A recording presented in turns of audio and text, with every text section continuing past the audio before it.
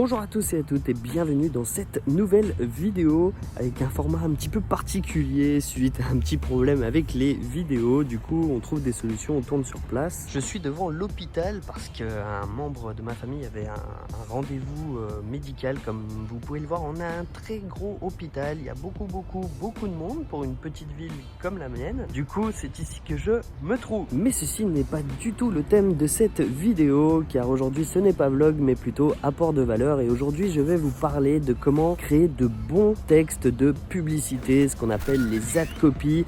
Donc c'est les textes que vous retrouvez sur des publicités, notamment sur Facebook, et notamment mes 3 conseils pour créer de bons textes de publicité. Si toutefois cette vidéo vous plaît, je vous invite à mettre un pouce bleu si ce format vous plaît également, et n'hésitez pas à vous abonner à ma chaîne YouTube pour ne louper aucune vidéo. Je vous rappelle que jusqu'à la fin de l'année, nous sommes sur une vidéo par jour. Allez, je ne vous fais pas attendre plus longtemps, let's go pour mes 3 conseils pour créer de bons textes de publicité.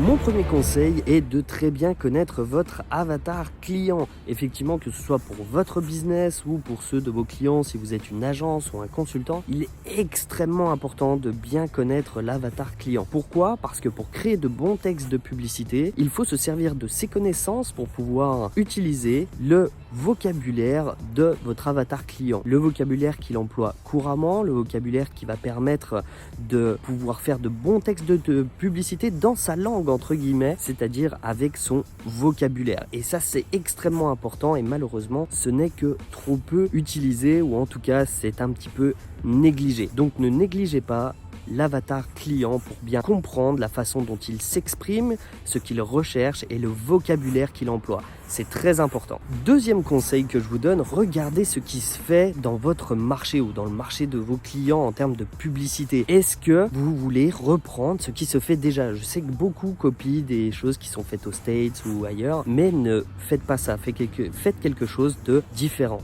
Quelque chose qui sera vraiment propre à vous, à votre marque et au message que vous voulez transmettre. Si quelqu'un le fait, ça ne veut pas dire que c'est forcément performant. Et le fait que vous fassiez vous-même vos propres ad copy vous rendra potentiellement différent et potentiellement meilleur. Donc, soyez différents sur vos ad copy, ne recopiez pas bêtement ce qui est fait dans d'autres publicités. C'est extrêmement important également. Enfin, troisième conseil, une fois que vous avez compris votre avatar, une fois que vous êtes différent par rapport à ce qui se fait sur le marché, mettez-vous réellement, honnêtement, à la place de votre prospect idéal.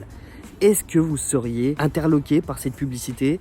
Est-ce que votre publicité donne envie de cliquer ? Est-ce qu'elle remplit les différents objectifs que vous, en tant qu'annonceur, vous vous êtes donné ? Et est-ce que, du point de vue du prospect, la publicité peut correspondre à certains objectifs, à régler peut-être des problématiques ou autres de votre prospect ?